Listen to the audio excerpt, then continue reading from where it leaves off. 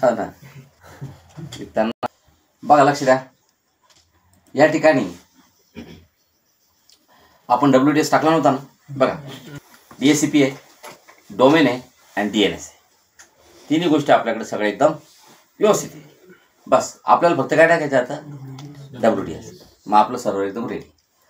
बघा आता मी जातो मॅनेजमध्ये, add rules and features. Next. असं गरजेचं नाही बरं का की ती इथंच टाकायला पाहिजे. तुम्ही त्या 112वर सुद्धा टाकू शकत होत त्याला WDSला. फक्त तो डोमेनचा पार्ट पाहिजे. It should be a part of the domain. तू कसं करायला पाहिजे. Next.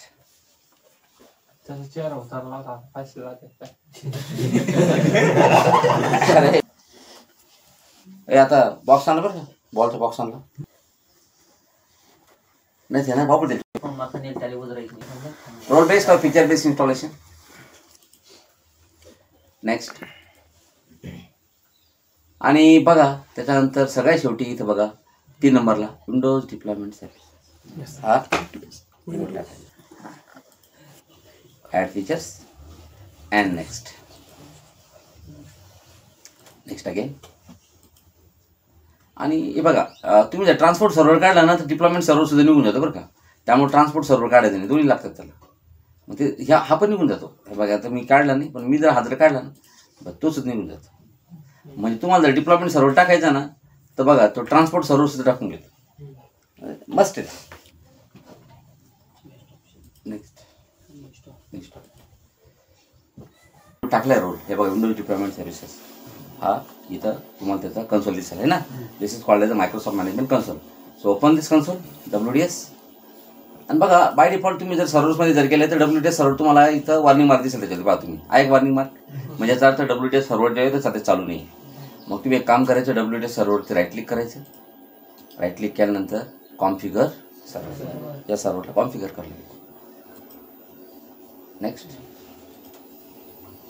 Integrated with active directory का स्टँडअलोन आहे. आपलं integrated with active directory. Standalone कुठे आहे आपलं. हे बघा आपलं डोमेन नाही इथं. मग integrated with active directory.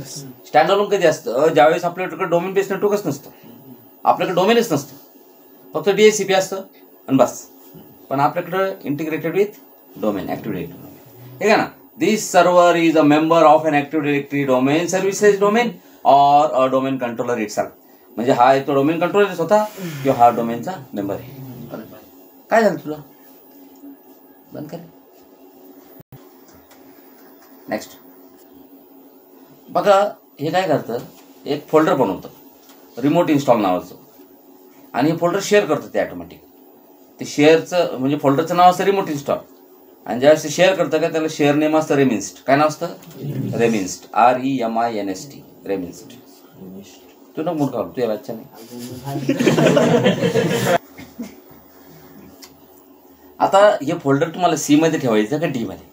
Generally म्हणतात की हे फोल्डर तुम्ही D मध्ये ठेवायचं. D मध्ये म्हणजे कसं राहतं, आपल्याकडे D ड्राईव्ह फॉर्मॅट नाही, D मध्ये ठेवा म्हणतात. ज्याला ऑपरेटिंग C ड्राईव्ह जो असतो ना तो ऑपरेटिंग सिस्टीमचा ड्राईव्ह असतो आणि D ड्राईव्ह जो असतो तो ऑपरेटिंग सिस्टीमचा नसतो. मग त्यामुळे तो डेटा ड्राईव्ह असल्यामुळे तिथं जर ठेवलं तर बेस्ट आहे. असं म्हणजे काय राहतं, ऑपरेटिंग सिस्टीममध्ये फॉर्मॅट होऊ शकते, करप्ट होऊ शकते.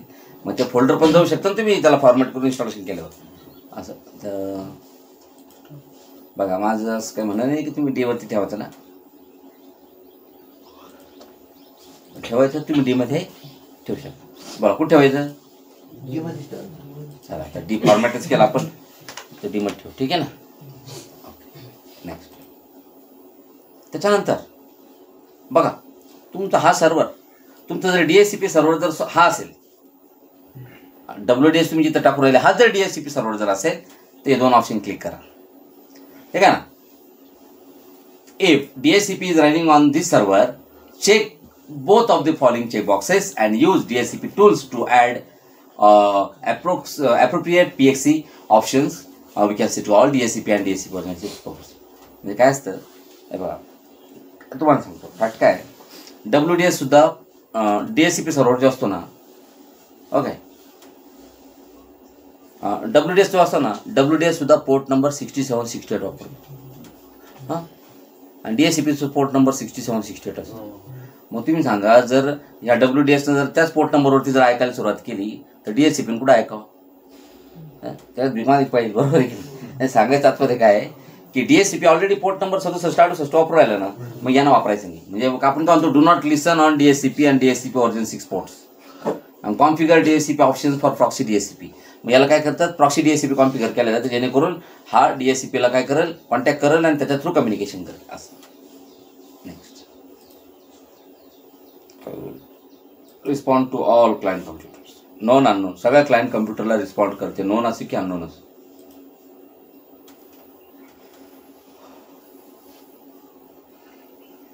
फिनिश झालं. अजून बघा, स्टॉप झालेली सर्व्हिस, राईट क्लिक करून त्याला स्टार्ट करा.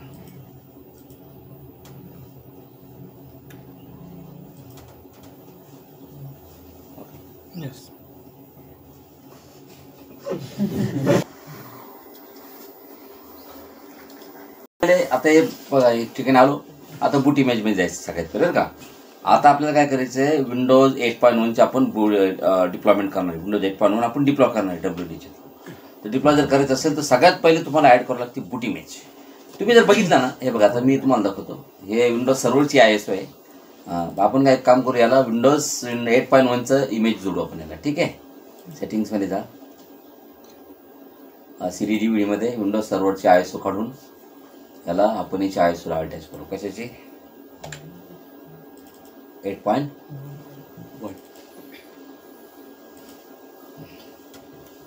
तुम्ही जर लक्ष दिलं व्यवस्थितपणे, ती विंडोज 8.1ची ISO आहे. याला ज्यावेळेस तुम्ही ओपन कराल ना, सोर्सेस नावाचं फोल्डर असतं. सोर्सेस नावाच्या फोल्डरमध्ये गेल्यानंतर बघा, इथं 2 इमेज असतात. इथं सर्च करतो, स्टार डॉट WIM. कोणती फाईल सर्च करतो मी? WIM. तुम्ही बघा, लक्ष व्यवस्थित पण लक्ष द्या. इथं WIM एक्सटेन्शन असेल त्या फाईल. अरे चुकलं ते. स्टार डॉट, 2च फाईल दिसल्या पाहिजे. किती फाईल बघा? 2. बूट डॉट WIM आणि इन्स्टॉल डॉट WIM. तुम्ही मला सांगा, ही विंडोज 8.1ची DVD आहे. ISO 8.1ची जी ISO आहे ती 6.3 GBची. बघा, त्याच्यामध्ये 5.32 GB तर इन्स्टॉल डॉट WIMची फाईल साईज आहे. म्हणजे जवळपास 5.5 GB कोणती फाईल आहे? इन्स्टॉल. म्हणजे ही फाईल मेन आहे, इन्स्टॉल डॉट WIM. पण ही जर फाईल जर नसेल बूट डॉट WIM तर तुमची इमेज बुटच होणार नाही ना. ही सुद्धा 226 MBची फाईल सगळ्यात महत्त्वाची. या 2 फाईल असतात, या 2 फाईलवरती सगळे खेळतात DVDs. मग आता आपल्याला काय करायचं आहे, बघा, बूट इमेजमध्ये ती बूट इमेज ॲड करायची. राईट क्लिक करा, add boot image. Okay, and browse आणि दिस PC मध्ये जाऊन C ड्राईव्हमध्ये जा. C ड्राईव्हमध्ये गेल्यानंतर नाही ना, C मध्ये काय चाललं, ही इकडे इमेज आहे ना, E ड्राईव्हमध्ये जा, सोर्सेस फोल्डर आहे. बघा, इथं फक्त तुम्हाला WIM फाईल दाखवते आहे का. हे बघा, विंडोज इमेज फाईल WIM बूट इमेज. इथं बूट इमेजेसमध्ये बूट इमेज ॲड करा. नेक्स्ट, बूट इमेजच्या तुम्हाला फाईलला जर नाव द्यायचं देऊ शकता. काय जे असलं ते आपल्याला खायचं थोडी नाही. नेक्स्ट अँड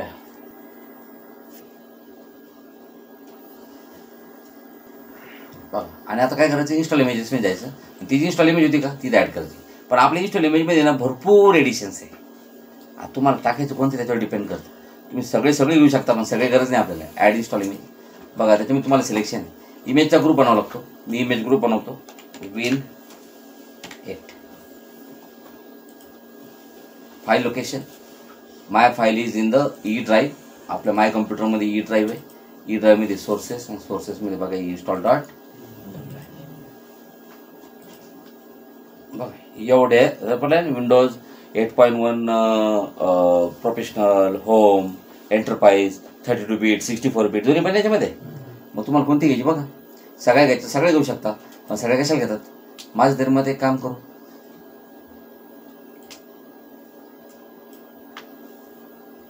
एंटरप्राइज 64 बीट घेऊ.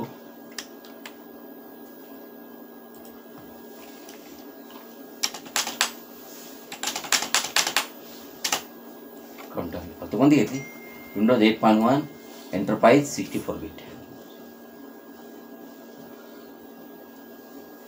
ओके, नाव तेच राहू द्या डिफॉल्ट. फिनिश.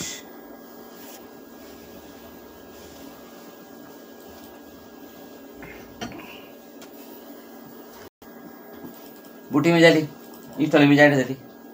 बस आता तुम्हाला जायचं bare metal system. Bare metal system म्हणजे असं कम्प्युटर ज्याच्या ॲडिस टोटली ब्लँक आहे, काहीच नाही. बघा आता आपल्याला असं काही सिस्टीम फिजिकल मशीन घेऊ शकतो तुम्ही. तुमच्या एखादं लॅपटॉप असेल ते लावू शकते इथं, त्याच्यावर सुद्धा इन्स्टॉलेशन करेल ते रिमोटली. पण आपण एक काम करू, इथे व्हर्च्युअल मशीन बोलू. मी व्हर्च्युअल मशीन बोल ना.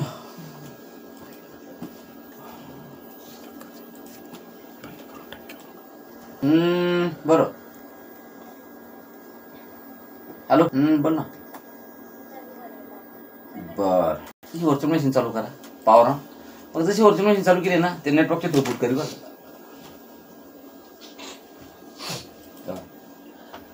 आता ते त्याला CD सापडणार नाही, DVD सापडणार नाही. त्याच्यानंतर हार्ड डिस्क ब्लँक आहे. बरं, हार्ड डिस्क ब्लँक आहे. त्याच्यानंतर शेवटी ते कोणाकडे जाईल? नेटवर्क. सगळ्यात शेवटी नेटवर्क कुठं असतं? तुम्ही फसबुटही करू शकला असेल नेटवर्कला, पण गरज नाही ना. बघा, हार्ड डिस्क ब्लँक आहे, CD DVD तुम्ही लावलेली नाही, पेन ड्राईव्ह लावलेली नाही, मग कोणाकडे जाईल ती शेवटी?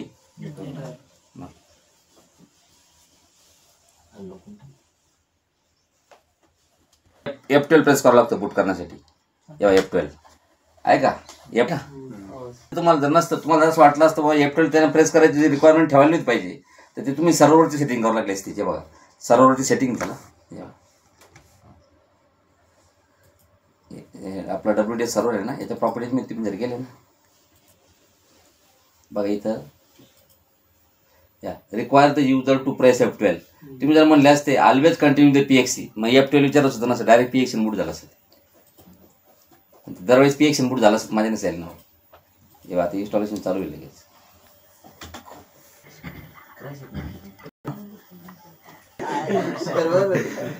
कसं आहे, दोन टाईप इन्स्टॉलेशन असतात, अटेंडेड आणि अनअटेंडेड. अटेंडेड म्हणजे आता आपण WDSचा ते कॉन्टॅक्ट केला, आपण काही पेन ड्राईव्ह वगैरे लावला केला नाही, काही DVD अटॅच केली का नाही, तरी पण इन्स्टॉलेशन ते सर्व्हर येते इन्स्टॉलेशन ते. तर हे तुम्हाला जर पूर्ण ऑटोमॅटिक करायचं असतं ना, इथं काहीच विचार नाही झाला, डायरेक्ट इन्स्टॉलेशन पुढे लगेच सुरून लगेच इन्स्टॉलेशन झालं असतं. मी तुम्हाला फक्त पॉवर बटन ऑन करायचं, कम्प्युटर तर निघून जायचं ऑटोमॅटिक इन्स्टॉलेशन. त्याला आन्सर पहिलं बनावं लागतं. आता आपण पहिले अटेंडेड बघून घेऊ आज, ठीक आहे ना? Okay, English United states, keyboard layout format काय घ्यायचं तर घ्या, काय फरक पडतो. नेक्स्ट, आणि ते म्हणतो युजर कोणताही दिलं तरी चालतो, पण आपण जनरली ॲडमिनिस्ट्रेटर देतो. ॲडमिनिस्ट्रेटर @ कोणत्या .com आपलं डोमेन? admins.com.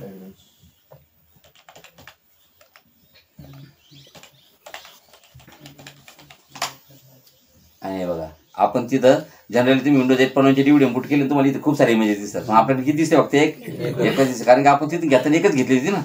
हे बघा, इथे तुम्हाला दिसतंय 8.5 एंटरप्राइज एडिशन. बस, हे तुमचं 100 GB. नेक्स्ट करा, बायस इन्स्टॉलेशन चालू आहे.